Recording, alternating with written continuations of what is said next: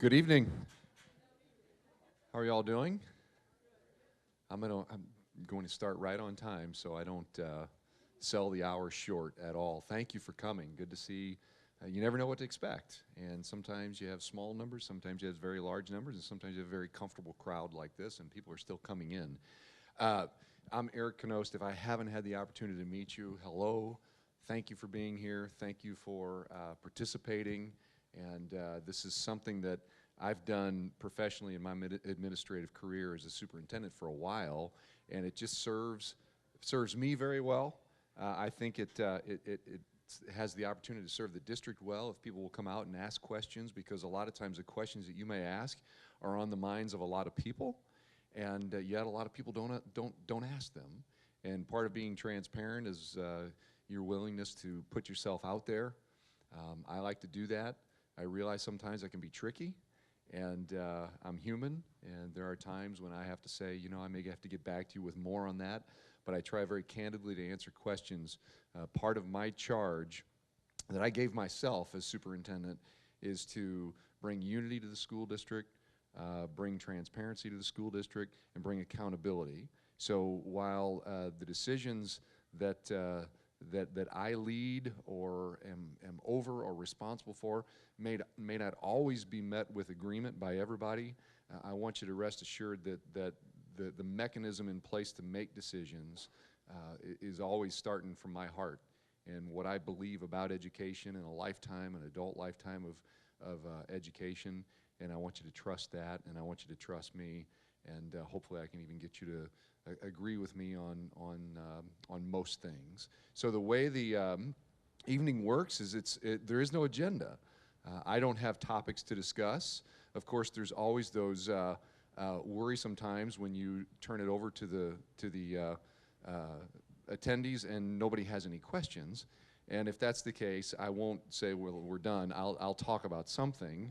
There's plenty of topics. I won't tell jokes or dance as Curtis wanted me to. But hopefully once we get rolling, there'll be more questions, and we'll lead. And I think what we'll do is when you ask the question, I'll repeat it for clarification, and so our video picks it up and for everybody to know what was asked, and then I'll answer it, and we'll go from there. Fair enough? Okay, so let's get started. Who wants to ask the first question? Yes, ma'am. Hi. Yes.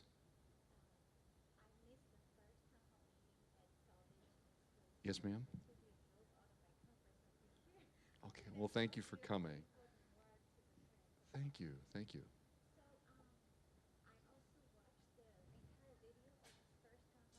Mm-hmm. Okay. Okay, 3 questions. Um, let's go one at a time.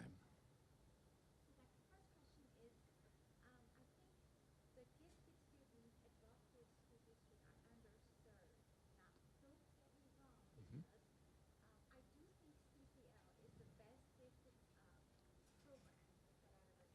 Mhm.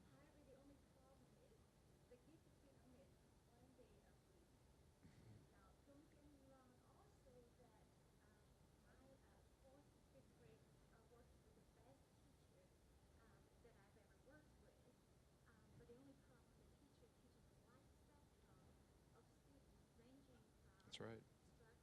Mhm.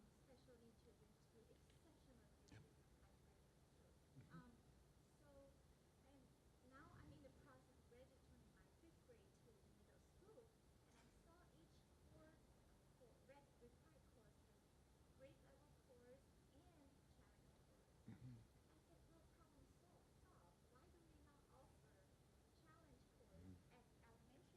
Okay.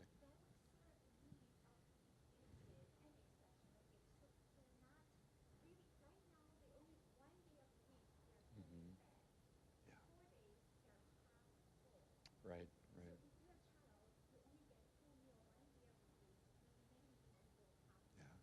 Yeah. That's one perspective. So the question slash comment is about our elementary gifted students, and potentially that they're being underserved in our center-based program where they come out and attend. They travel to our CCL campus for 1 day a week. And so the comparison is that we have challenge courses in the secondary where those are differentiated by the curriculum. Why do we not do that in the elementary, or would we consider that? First of all, let me state that we are under constant review of our practices. So that's the sign of a good school district. The status quo and complacency is taboo. Okay, I want you to understand that, and any comment causes me and my staff, who are all here, to say, you know what, let's keep looking at that. There are ways that are, by design, the differentiated approach, I would educationally argue, is a very effective way to work with kids of all levels. And I understand she made a comment that teachers have a wide range from kids that are struggling to kids that are very gifted in a class. And we are moving into a process that many know as, or ramping up a process that many may have heard of called response to intervention, RTI. And RTI is a pyramid approach to working with students. And really what it suggests is this, and it's generalizing that 80% of the class, we kind of call that the core of the class, and 80% of the class is going to respond to the general instruction that is prepared for those students. You're going to have 15% beyond that need additional interventions in some way. Now you can look at that two ways. That can be interventions for children who need additional work, additional help, peer tutoring, small group, what have you. It could also be kids that get lost in it because they're beyond where it's at. So there are interventions that you build to put in place and become resources for the teachers. You also have then the top 5% of that pyramid where more intense interventions are needed, sometimes pull-out programs, so on and so forth. As that develops in our district, which has been a response throughout our country, and it's been a very, very effective approach, a lot of that differentiated, supported through interventions, that differentiated approach becomes very effective and much more capable of meeting needs of kids all the time. The thing, I want to keep going back to the fact that we're constantly assessing what we're doing. So nothing of what I'm saying is dismissing what you're asking. I don't have an answer tonight that says, yes, good point, we'll go change that tomorrow. We're constantly assessing, and I think you bring up some things that we should always be considering. But there's also the importance of kids understanding a slice of the world the way it is, and working around a wide variety of kids that are maybe more advanced than they are and less advanced than they are. There is benefits for the kids that need things like peer tutoring to be around kids that are more advanced than they are. And the concept of a center-based program, to be honest with you, and I'm not saying this to try to make you feel better, but the district I came from actually modeled what we went to there after what Rockwood has been doing for years since I was here the first time. So I'm actually, I do think that we have quite an effective program. Can it improve? Yes, it can. Is your question about, is it the best we can do for kids? Maybe not. And we need to continue to assess that, but I really do believe as we more and more approach and practice the response to intervention and provide resources for teachers, and differentiation continues to just be a way of life that we perfect, I think that those opinions and those feelings could soften and could change over time. Okay? Question 2. Common Core. Yes. Mm-hmm.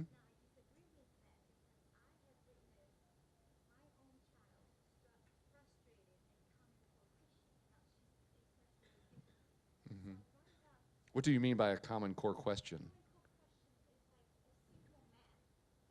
So you're talking about math. Okay. Mm-hmm.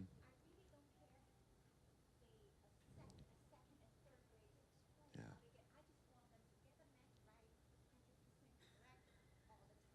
Sure. Mm-hmm. Yeah.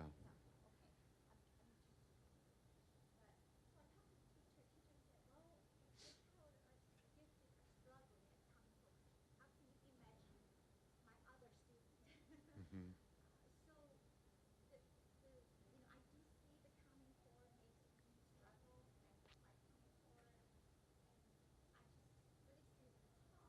Mm-hmm.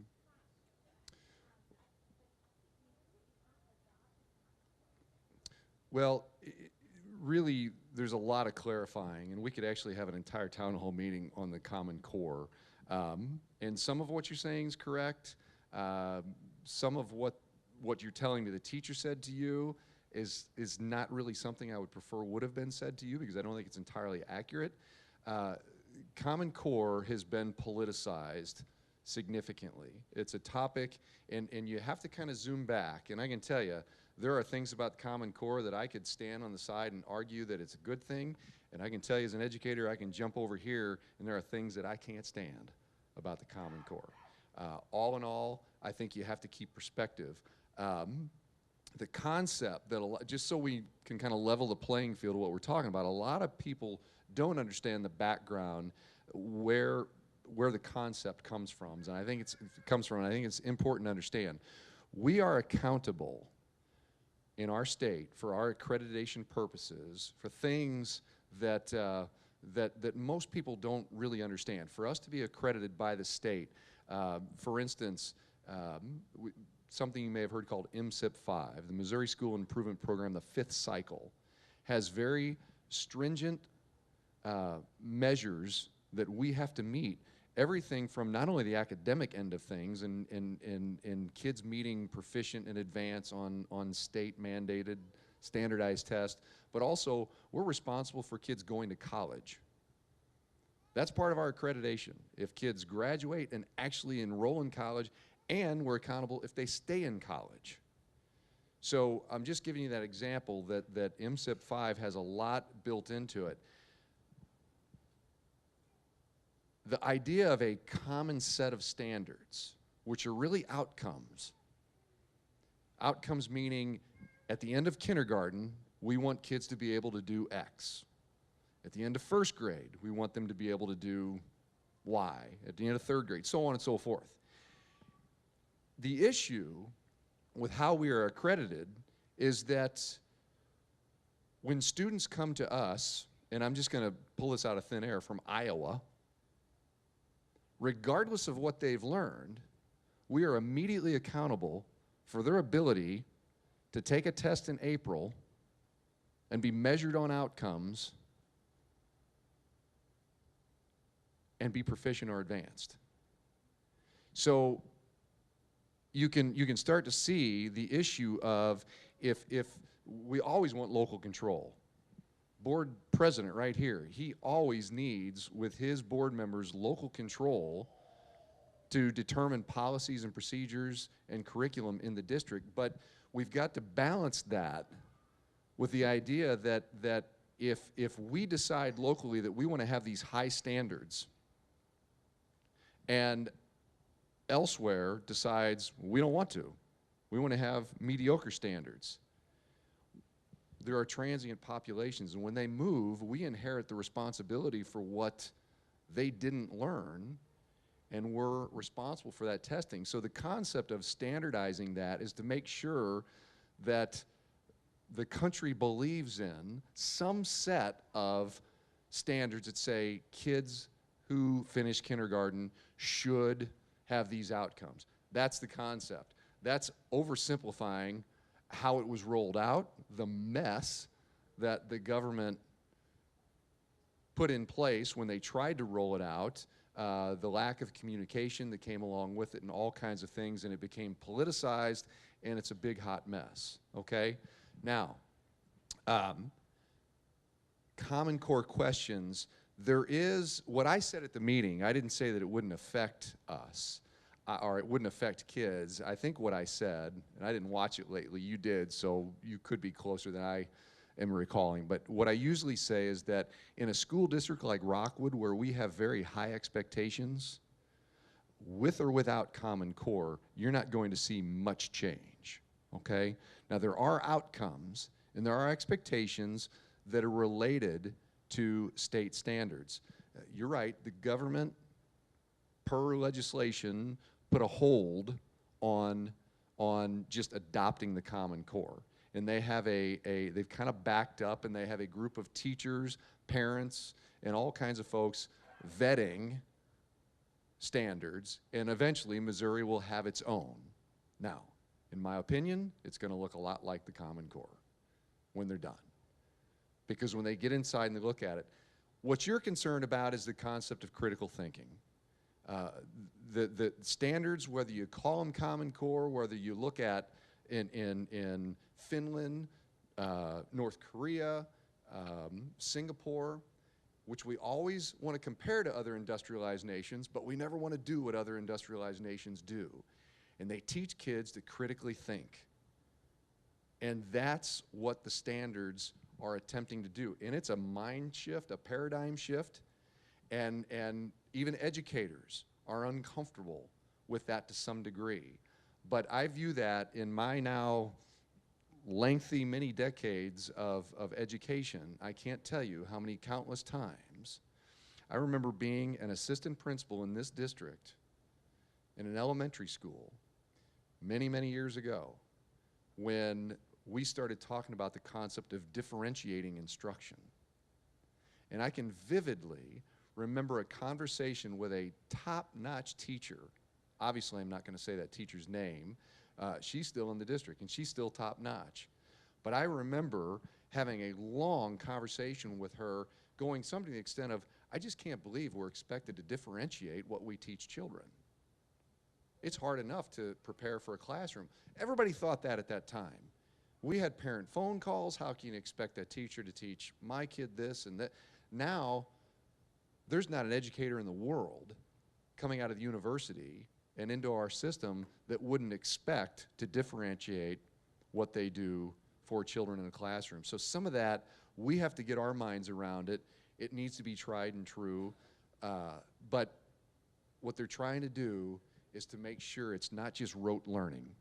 You can teach, I can go to math, and I'm not a math teacher, so forgive me if you have math experts, but anybody can teach something by rote. We force a kid to do something enough times, they're going to be able to regurgitate that to us. That's rote teaching. That's the way many of us learn growing up. This day and age, the countries that we're constantly compared to, and what industry is asking us, and what the universities are telling us, is they need kids that can think and understand philosophically why they're doing what they're doing. And it's a heck of a paradigm shift. I'm not saying it has landed there, but I don't blame that on the Common Core. I don't care what kind of standards you look at. I think critical thinking is going to be heavily embedded in what's expected of us, and we're going to have to explore that paradigm and try to get comfortable with it. And I do believe the outcome, like so many other paradigm shifts that we've had over the years, you know, there's a quote out there, and I'll butcher it, but and I can't even remember who said it. Maybe one of my colleagues will be able to help me. But it's something, if we teach kids today the way we learned yesterday, we're going to rob them of their future, because the world is constantly changing. We just cannot be complacent. We always, back to your original question, we always have to think through what we're doing. Here's the bad thing about a town hall meeting. I talk a lot, and I should try better, because here we are a third of the way into it. But you had one more question?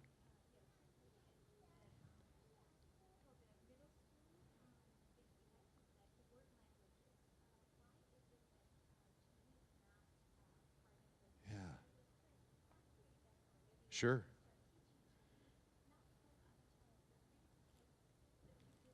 Mm-hmm.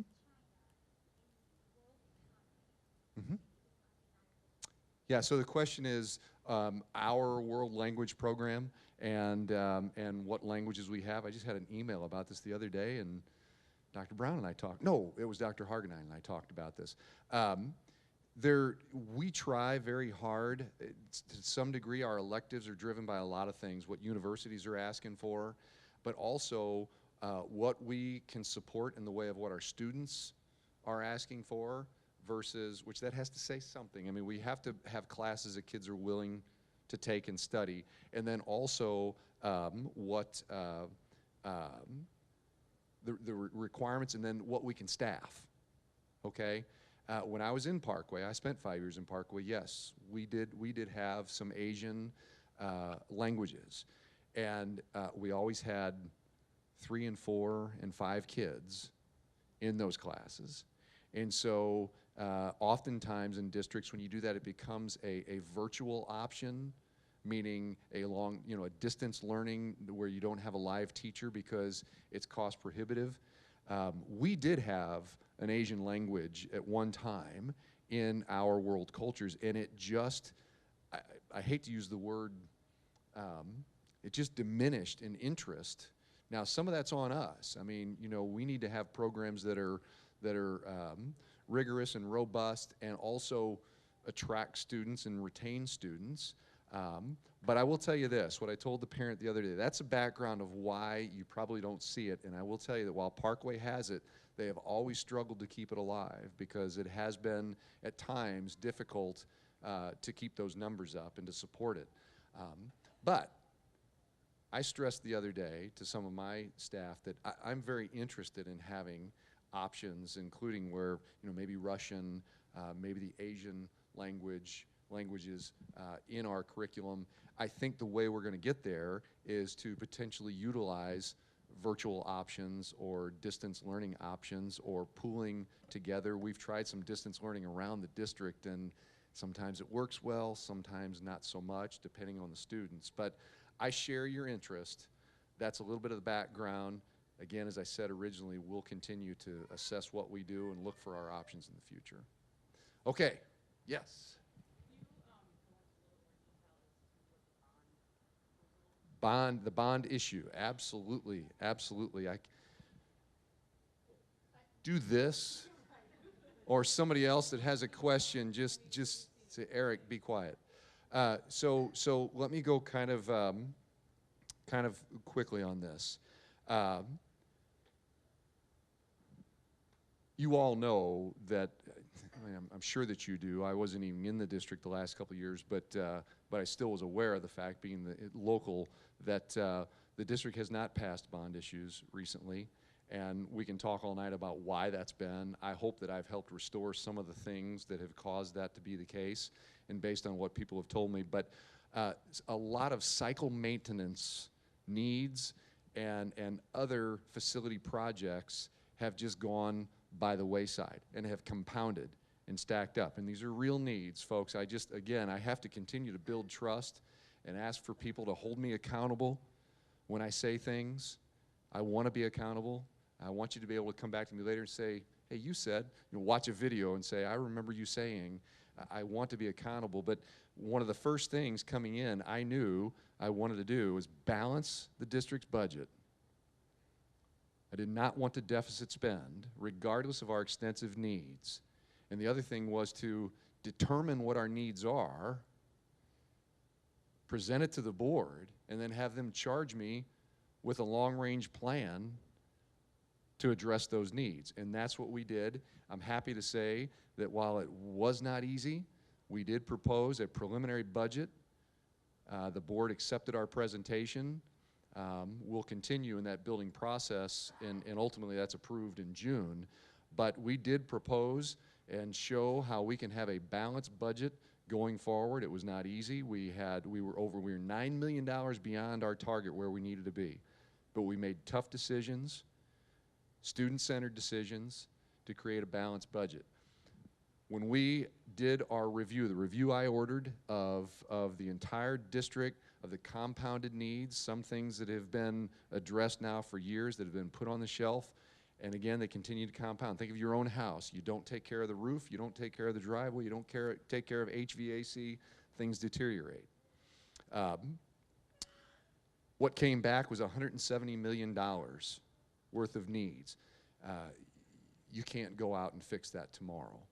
What we want to do is we want to eventually get the district to a concept of what we call as a dedicated levy. In other words, in our existing operating fund, that we have a dedicated amount of the pennies, so to speak, in that fund that generate annual dollars for those cycle maintenance and those facility project needs. Unfortunately, and I don't want to go into a lesson on school finance, but the way our debt is structured right now, the only way we could do that would be to go out and ask for a tax increase.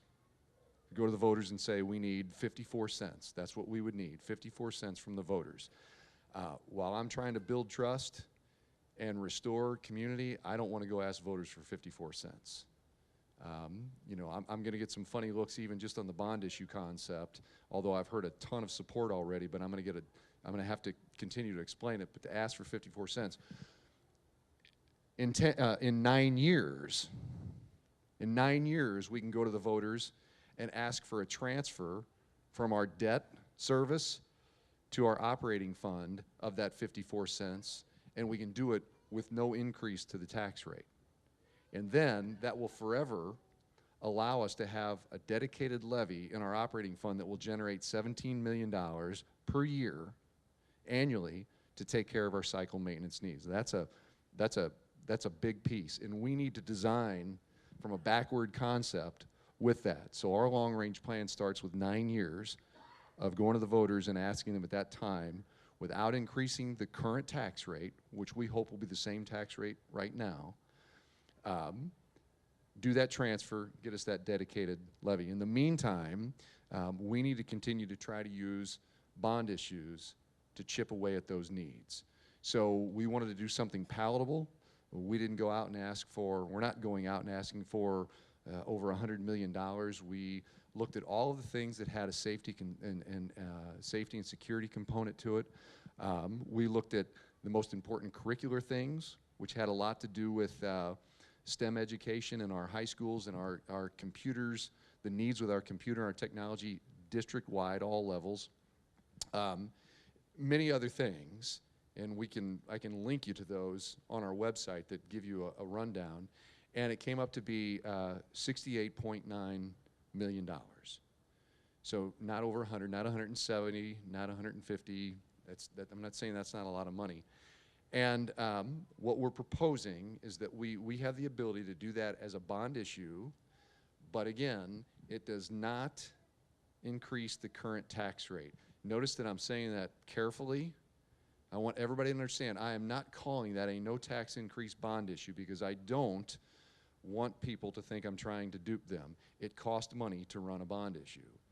I'm asking the taxpayers for $68.9 million, but we're doing that by extending the debt and trying to respect the tax rate. So yes, it's paid for by the taxpayers. Absolutely, taxpayers own this school district, but it respects the current tax rate so it doesn't have an impact to one's tax bill that they receive.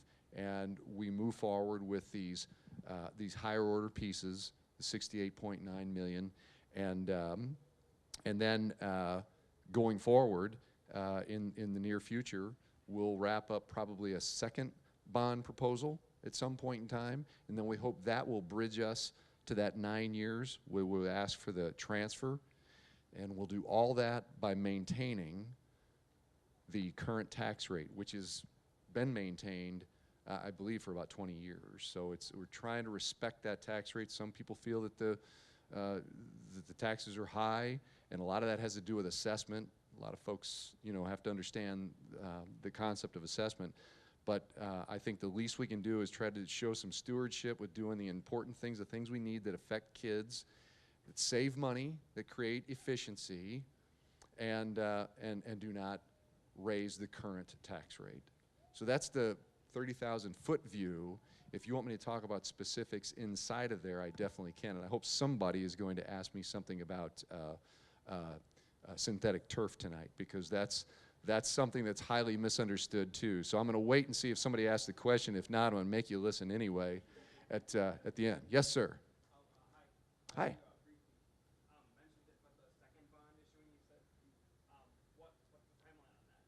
That depends, and I'll tell you exactly what it depends on. Probably anywhere from in between a window of 2 to 5 years. And it depends largely upon something going on in Eureka right now. Eureka Elementary School is at capacity. Eureka Elementary School needs significant kitchen improvements and upgrades, and we have held off on doing that. And there's other things too. Potentially, we would maybe need to add on because they're at capacity. But we have some developments that we're watching and that we're aware of in the Eureka area that potentially could require us we would have so much more capacity that would maybe need a new Eureka Elementary School to house the number of students that we would be receiving over the number of years. So we're watching that, and we're not doing anything in additional to Eureka Elementary right now, except we are resurfacing the gym floor. We would never raise that building. We would possibly repurpose it in that gym. We can always use gym space. Otherwise, the timing of that will help us decide when we would do that second bond issue. With that second bond issue, would the tax rate increase with that? No. No, the idea is to maintain the current tax rate. I don't want to raise that tax rate. I keep saying tax rate. I just want to be so clear that I don't want somebody corner me saying at some time that I said it didn't take tax money. It takes tax money to do this stuff, but we're trying to do it in a responsible way and a way that provides stewardship, shows stewardship, and holds me accountable and gets the things we need for our students. Yes?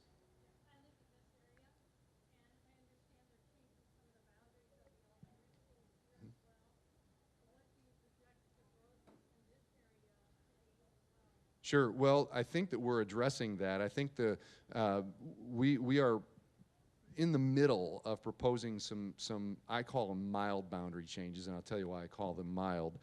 There's some here. There's also some in the Chesterfield Wild Horse area, and we've been getting that word out and having some meetings and getting input and making changes based upon the input we receive. But these changes, which really grandfather all existing families so they don't have to make a change.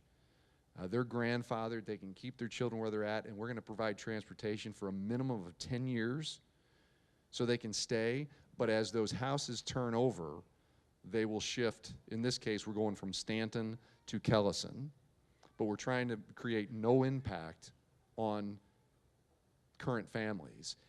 What we've also done in that process is we've grabbed a lot of undeveloped land. So I feel really good about this decision that ultimately the board will probably act on probably the later meeting in February. I was going to try to get it done February 5th, but still getting some input, and I just want to make sure everybody's voice has been heard. But I think that it will address our elementary needs. And of course, in the Fenton area, in this quadrant, we have one feed, everything feeds into this middle school, and from here feeds into Rockwood Summit. And I don't see that being impacted in such a significant way that we've got problems in the foreseeable future. Probably not in my time. But we'll continue to watch. That can change. But I think that the slight adjustments we're making while grandfathering people will create room to move, because Stanton is pretty much at capacity, could be beyond capacity in a couple of years, while down the road we've got Kellison Elementary, National School of Character, a fabulous place, but because of the way the boundaries are drawn and the way things have changed with families turning over and whatnot, we have some unused classrooms in that building. So it makes perfect sense to try to do that in a way where we don't impact existing families. Transitions in education are stressful for children and family. And we do one transition when they go from elementary to middle school, and another transition from middle school to high school. Adding additional transitions in there is not something I'm a fan of, and I don't think it's a child-centered thing to do. So that's why we're being so lenient instead of just forcing. A lot of districts come in, they redraw boundaries, they try to balance constantly. People say that to me all the time. Couldn't you carve a building out and save money? That'd be tough, but I probably could do that if I was willing to redraw the boundaries of the entire district, because it would be a domino effect. We'd have to shift some people here that would cause us to shift people here to here to here, and the end result is you have a whole lot of families stressed, a whole lot of children stressed. It could even be, in some cases, our kids carry a lot of stress these days. It could be the one thing to push a child in a direction that's hard to help them recover from. I don't ever want to have my name on anything like that. So we're being very careful about how we look at it, but it's still a courageous conversation, and it's still upsetting to people when you talk about changing boundaries. But I think that what we're doing will take care of this quadrant for a pretty decent amount of time. Yes? Watching the trend with the distance learning is bad, and I don't like what I'm seeing. Yeah. I see the kids struggling. There used to be a policy that if you had 10 or more kids at a certain math grade level, you would provide a live teacher. Yeah. And this year, that didn't happen. Yeah. What do you see as the trend? And then my other question is, if distance learning doesn't work for a kid, do you anticipate providing transportation to the high school? Here's what I anticipate, and that it's hard to wrestle with this fully, but I anticipate that we're going to do whatever we can to meet the needs of the children you're describing. I've stood in those classes. I think I've stood in every place that I've been in every classroom in the district, and I think even we have some of those back behind, in libraries, but we need to assess that. We need to make it better. Sometimes kids tell me it's wonderful. Other times kids and parents tell me it is not working. Sometimes teachers tell me it's fabulous. It's kind of cool when I walk into a class and I hear voices on the other end of the computer saying, "Hey, DK." The people at another school, kids at another school are recognizing me when I walk in, and sometimes that feels like a great exchange and it seems like everything's working fine. Other times it seems very disoriented, miscombobulated, and I'm not okay with that. And we need to figure out those options. We need to figure out when we even have one kid that needs something and this doesn't work for them. And if that means to try to figure out the transportation piece, I'm willing to try to figure that out. It's not a promise. The promise is that we're going to figure it out. Okay? But I absolutely understand what you're saying. I agree. That's something we have to be. If we're committed to every kid, we've got to be committed to figuring that out. Yes? I know we talk a lot about character education and service, especially I remember at the elementary school level being very strong. But one thing I've noticed as I've gone up through the middle school and I'm a senior in the high school is that we really don't focus a lot on service, on Yeah. different aspects.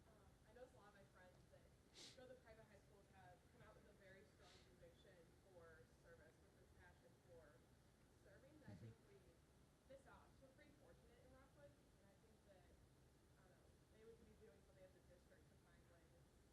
Yeah. So the question, I'm sorry, I've been reminded I haven't been repeating the question, so I apologize. You all probably hear it, but our video doesn't pick it up, and then when we replay it, or keep the link alive, you can't hear it. So the question is, character education, specifically service opportunities, and specifically at the high school level. We do a lot of those things kind of building-wide, I think, at elementary schools, and it becomes more club-oriented or class-oriented, sometimes school-wide.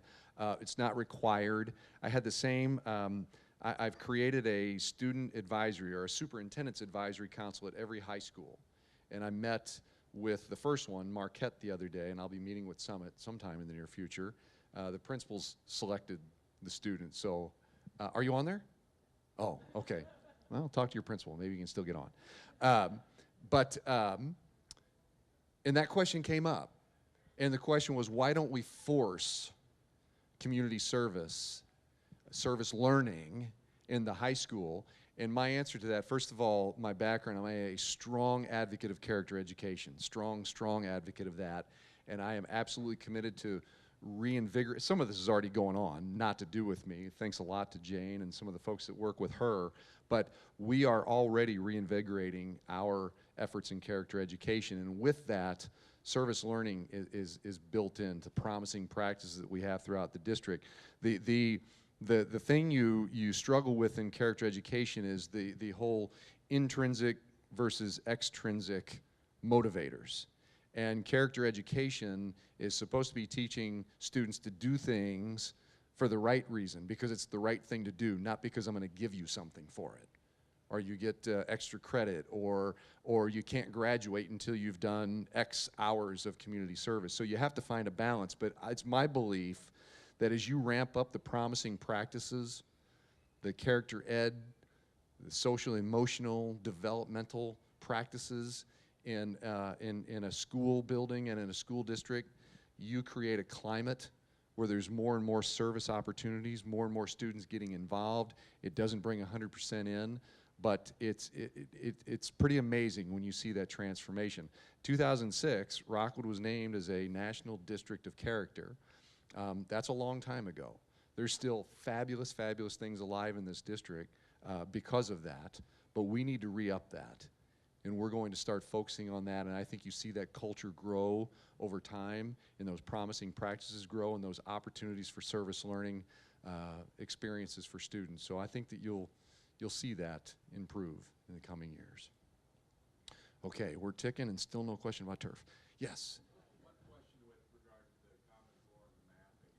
My daughter is in 4th grade, and I'm the rote learning, so when we're doing the long division, and I'm with you. this way, and there's this lattice thing that I don't understand. I understand learning it a different way, and I'm on board with teaching it a different way. When I go to learn that, her math, her textbook is everyday mathematics. Yeah. And it does not match with the Common Core that's coming home. Can you help me understand that? I can, and I'll help you understand that by saying that you are correct. You are correct, which is why we have analyzed everyday math, which was a real popular curricular elementary math program. Actually, many districts it transfers on into the high school learning, but where are we at on the adoption cycle with math? So,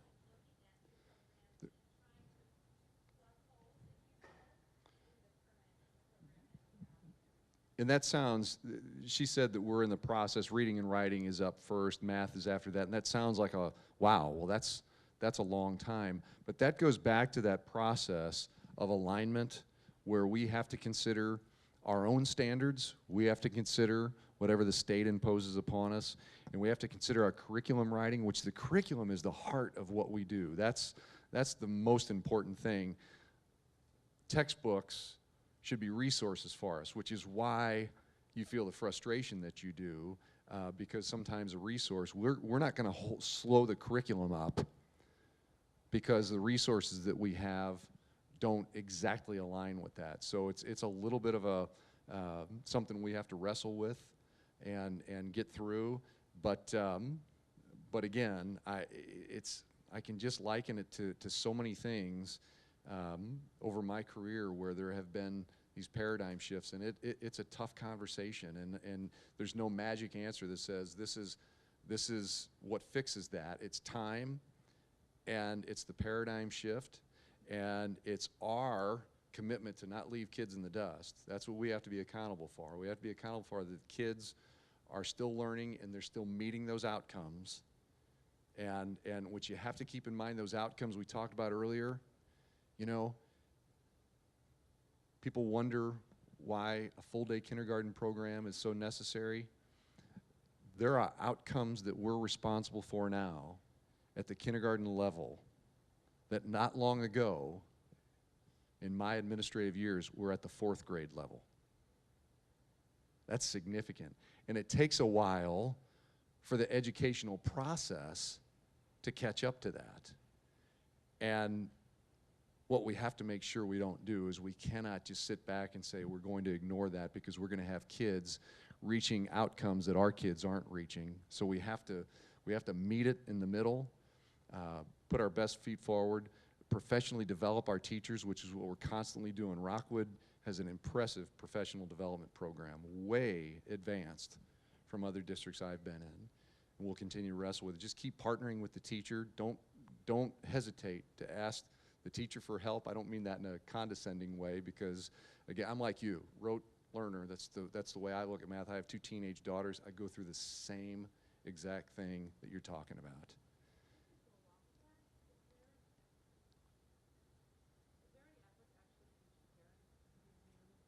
It's a great idea. I'm scared to death of fourth grade. I've got a second grader, and I'm scared to death of fourth grade, which I think is kind of point. Yeah. It's not how I learned, and to my assumption, there's a lot of struggle between parents and kids that Yeah. parents like, this is it, and you feel like, nope, it's not how to do it. Is there any effort towards trying to educate the parents that You know, it's something I think a lot about. Of course, that takes resources.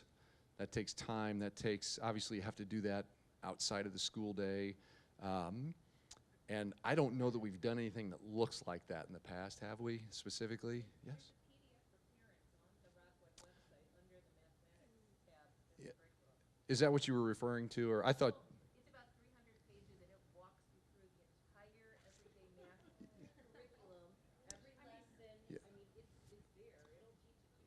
yeah, and I thought you were, yeah, I thought you were referring more to the idea of like teaching sessions. Yeah.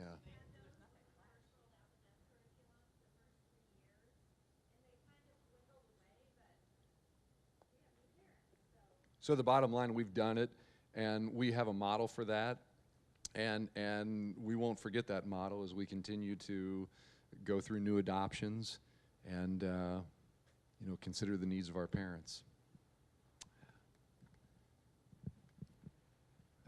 This gentleman behind, I'm sorry, I'm not ignoring you, but you already asked a question. I want to. You mentioned the initial budget was $9 million.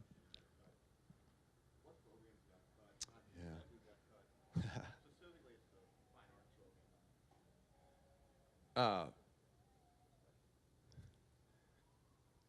I'm a fine arts guy, so I think any of my colleagues would tell you I don't think I would rubber stamp anything at the central office level that said, how are we going to fix this? We're going to fix it by cutting fine arts.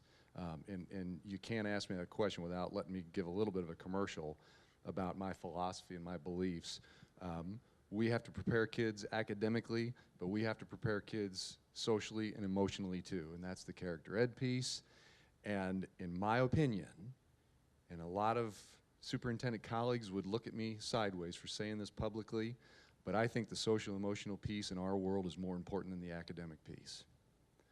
Because of this fact, I've seen countless students travel through their educational years and do just fine academically, but they didn't have their social emotional needs addressed.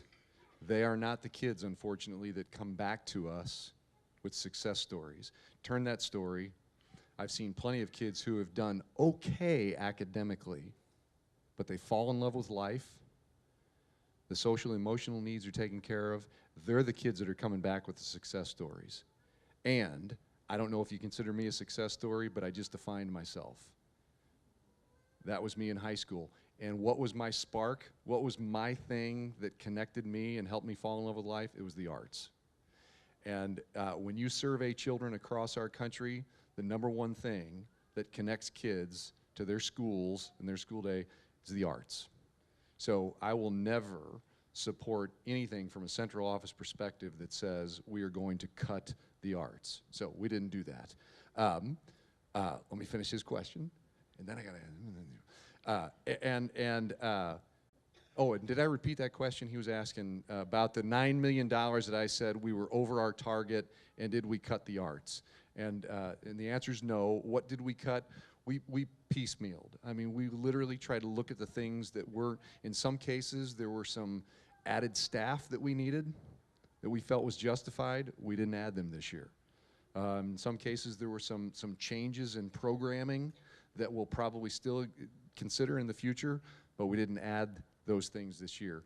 We looked at some ancillary things that ultimately do impact instruction. I mean, how much how much we have our staff travel to professional development opportunities to try to keep them closer, to look at other things, just all those ancillary items.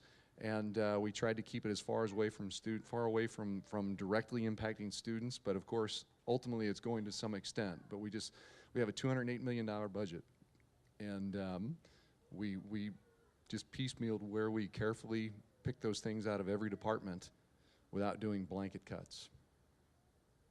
Okay. Okay. Yes.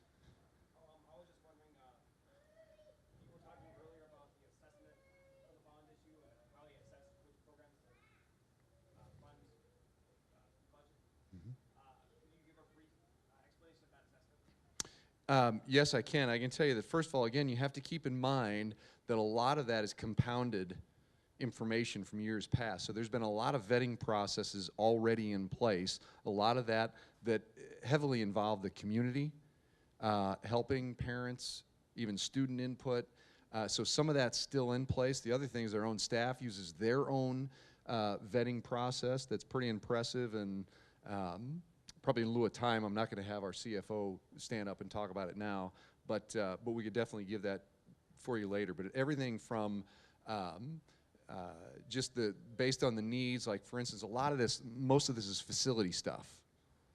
And so age, and how long something's been ignored, and what the impact of not addressing that, and that's just put in a priority basis, and selected that way. And there was an additional community group, part of our comprehensive school improvement plan. We have a finance committee of local constituents and parents and taxpayers, and they worked with our CFO, Mr. Rooney, to make those decisions also. Yes, Mr. Brown. I'd recommend also, if you go back and watch the last board meeting, when they presented about it, you'll see some of it had to do with science, technology, Yes. engineering, and math. Some of the things Thank you, Bill. upgrade on the science labs and so forth, they haven't been like with the some of our schools since the inception of the building. Yeah. So it goes through and explains some of the things and why they would prioritize it.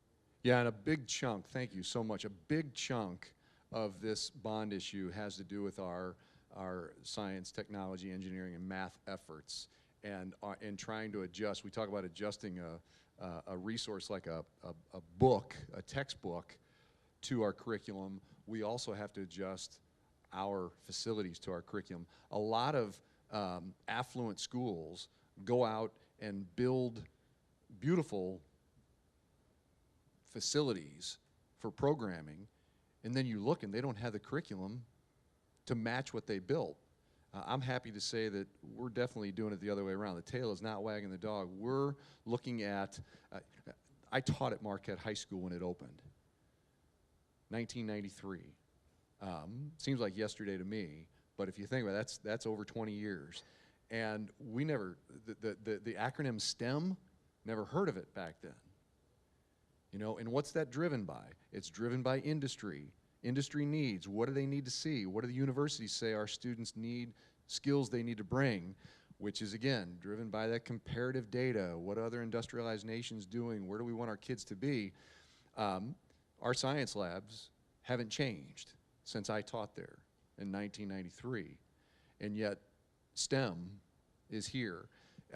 Also, there are things that drive that. Our science labs, let's say the bond issue doesn't pass, we have to go into the budget, and there are things in our science labs that have changed with code that we have to update for safety measures, safety of our students. Everything from exhaust hoods to eye washing stations that are all outdated, not up to code, and sometimes not functioning. So there's that, but then there's the curricular end of things too. Thanks for bringing that up.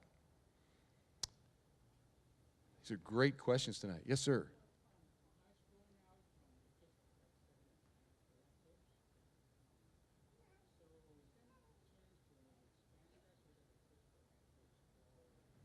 So the question is about high school electives and the number of electives that students take, and if there's any change planned on expanding the number of electives so kids can explore more. And You know, I can tell you again, I hate to sound like this, we're in constant review of those things.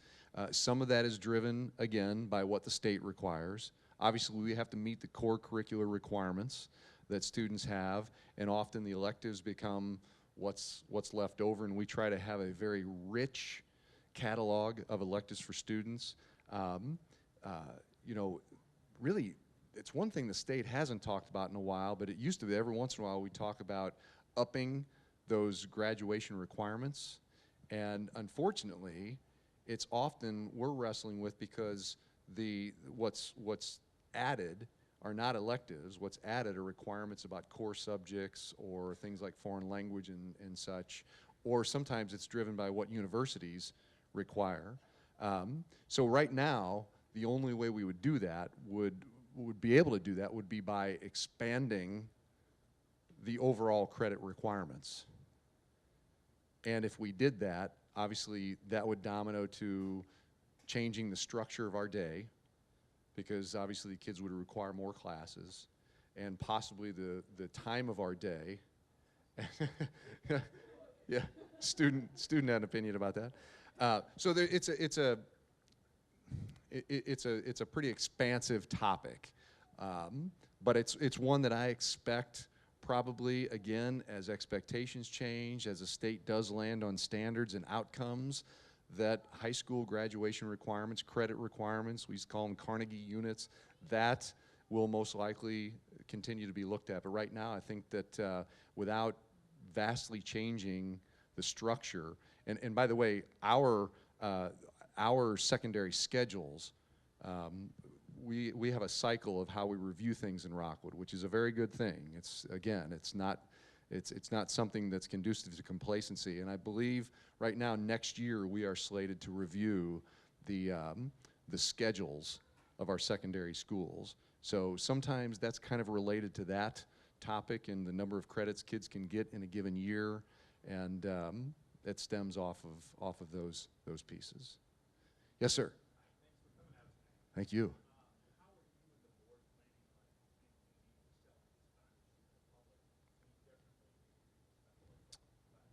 Question is, how are we planning on campaigning or selling this bond issue? You know, my immediate question, and you say as far as different, you know, I would just say that first of all, being very transparent, which I've been trying to do exactly that. I'm not only visible in person, but I try to be visible in print, in what I may submit to local publications. Very open about, you know, meetings like this with PTOs, so on and so forth, letting them know what we're trying to do. Ultimately, there needs to be some kind of an organic measure. The ultimate community engagement effort is a ballot issue. Had somebody call me the other day and say they were upset that we put this on the ballot. And my question to that person was, do you mind me asking why you're upset? Well, yeah, I don't think it's a good idea. Followed by the question I asked that said, are you afraid it will pass?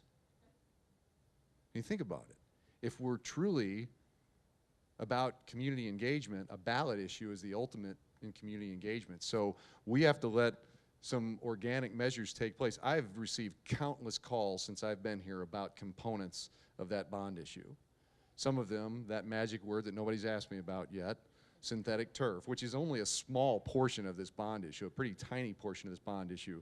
But ultimately, it's a lot of what the community's been asking for. That doesn't mean everybody's in agreement with it, but ultimately the community, they're the taxpayers, they're the owners of the district. So we're going to communicate. We talked today, Kim Knost and I did, about how we communicate that, and we will do that over the coming weeks. There are some local parent groups that want to meet with us, and they'll probably take the charge of doing the community campaign, and a lot of those questions would be directed to them because, again, the community owns the district. It's really up to the community. It's up to us to communicate what those pieces are, and we will continue to do that, and I'll continue to be open and transparent and available and communicate it in writing, and then we'll let the community group take hold and lead it in the direction they want it to go.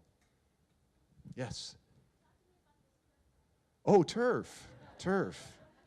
That's a good one. Well, I tell you, first of all, thank you. And I don't mean to, jest, if you will. But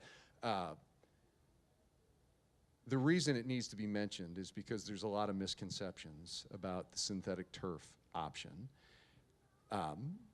Many years ago, Rockwood tried to install synthetic turf when nobody else had it. Nobody. And, well, somebody did, but not local school districts. And it was viewed as kind of a Taj Mahal approach to taking care of our athletics.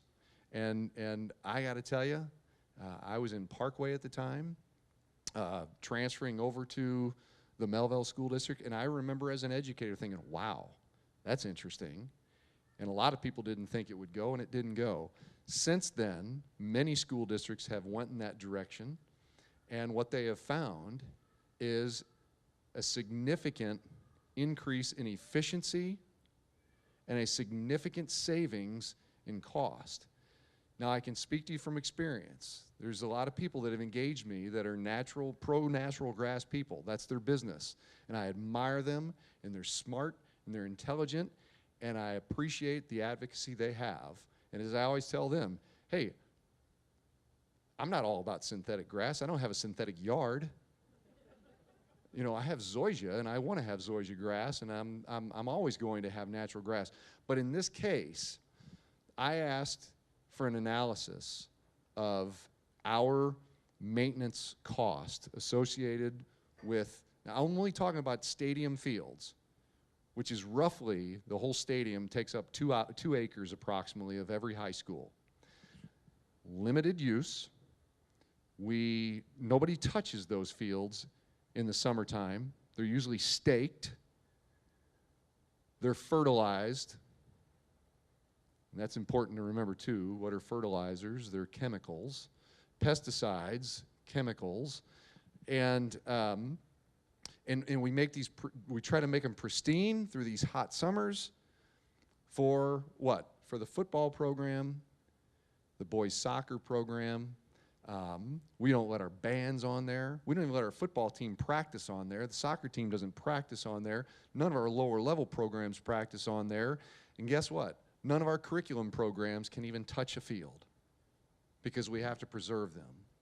And then, depending on the kind of fall we have, our athletic teams trash them. And I should say our bands do too. They go out there on half times and such, but only half time, not practices.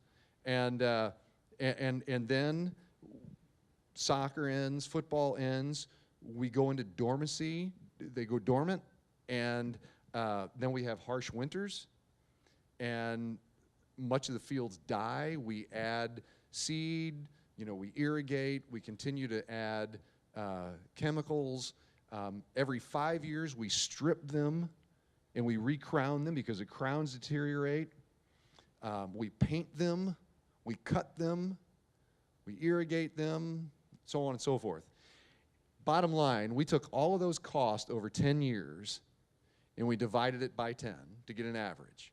And then we took the concept of synthetic turf, installing it, maintaining it, and replacing it. Please hear that. A lot of people keep saying, yeah, but it's only going to last 10 years. We added the cost to replace the turf at 10 years, divided that by 10 years. The difference is we are spending $80,000, $80,000 predominantly taxpayer dollars. I say predominantly because some of the factored in there has to do with when we shift games. You have no idea how many times we take our home games away from our schools and put them in Parkway schools. Eureka's homecoming this year was at Parkway Central. Eureka's homecoming, Parkway Central. The cost to transport those kids, the loss of gate revenue, the loss of concession revenue, that's the part that's not necessarily taxpayer, but roughly it's more than $80,000 annually more. So for $80,000 less, we can have a situation that allows all of our teams to utilize our band to practice on. Then we just have a time issue. We've got to organize time. I've lived through this already. I lived through this in my former district. We added synthetic turf in 2006. Had the same arguments, had the same conversations, and I can tell you that I've already lived it. The financial analyses that we did held true. Those fields are almost 10 years old, and they've still got years on them. So we were conservative in our analysis. That's why that's on there. People can say, and it's a tiny portion of that large bond issue. And people can say, you're just trying to push through synthetic turf. No, we are honestly trying to be more efficient and save taxpayer dollars. And the reality of it is, the bad part, if we don't pass the bond issue, I feel like I have to, my stint here is probably going to be short-lived because I'm going to have to figure out how to do synthetic turf anyway, and then I'm going to have to leave because, you know, people, I'm being funny, but you understand, it is a cost-saving measure. We're not talking about, oh, it's roughly, you know, we may save a few bucks. $80,000 is a lot of money, and that's our money. Nobody analyzed that for us. A turf company didn't analyze that for us. Natural grass, that is right out of his books, his expenditure list over 10 years. True money that we've spent, averaged and divided over 10 years. Do the comparison, $80,000 per year, total. And the usability, there's just no other option. And I'm going to tell you, in the question, I said fertilizers and pesticides because there has been some concern about if the rubber fill product, you know, when you watch a football game on turf and you see a student or a professional athlete slide, it looks like black water shoots up. Those are little crumb rubber recycled tire components. Rubber has carcinogens in it, and by the way, there's rubber all through these schools. There's rubber on some playgrounds. That's not to discredit that some folks feel there's a connection, possibly, to the toxicity and cancer. I have asked for and looked and read every single study to find, and what I can tell you is they've been studying that for over 2 decades, and there is nothing conclusive about a connection. Regardless, we are looking for options that minimize the use of crumb rubber. Specifically, you can replace a percentage of that crumb rubber with sand, and there are other products too. So we're still going to go in the direction of trying to err on the side of safety and consider those research pieces, even the possibility, and also the efficiency and the usability. Thank you for asking about turf. It is after 8, but a student has a question. Student reporter, by the way. Yes. I was wondering, what kind of turf would be like within the highest in the ranking of what you decided, and who might get the turf? Yeah, those are loaded questions. She wants to know, student reporter for you, the best. She wants to know, first of all, the actual type of turf, the quality and such. Can't answer that yet. We would put together bid specs. We obviously want high quality. We don't want to go, you know, sometimes you're better to stay behind technology just a little bit, if you know what I mean, because until things are tried and measured, sometimes there's flaws. So you're better to stay a little bit behind and use a product that has proven to be durable. I know when I was looking at this in my old district, we went to CBC, who had recently received a turf field, and we went to see their product. And as we're out there, their athletic director comes out, and we're talking about it. He said, yeah, don't pay too much attention to that, though. It's already obsolete, and we're getting new turf shortly. So that technology continues to change. So we'll put together specs based upon our needs, and even the thing, you know, the crumb rubber and the different alternatives, and that'll decide what the product will be. We'll decide what's best for our needs and for the durability of our programs. And then she said which fields would get them first. Like, you think I'm really going to answer that? We would not be able to, we don't believe we would be able to construct 4 turf fields in one summer unless we were to use multiple construction companies. If we were to award, in other words, 2 bids. And that's just not good practice. So most likely it'll be done over a 2-year period, 2 one summer, 2 the following summer. But hey, they may come in and propose options that they get, you know, how we can offset some of our home contests, and we can start in spring and end late in the fall. I don't know. I don't anticipate that. So I think it'll be 2 one year, 2 the following year.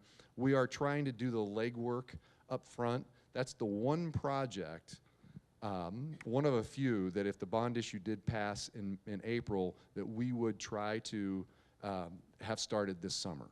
We're trying to do some initial legwork to be prepared for that. We're going to let the facilities department, and you know, I talked earlier about every 5 years we strip the fields, recrown them. So maybe those that are needing that, the fields that come out of the winter in the worst shape. I started to say earlier something I really should mention: shortchange girls soccer. You know, you want to talk about concerns. I have a concern about Title IX, because we have these pristine, well, they're not pristine, but we have these fields ready to go for 2 of our fall boy programs.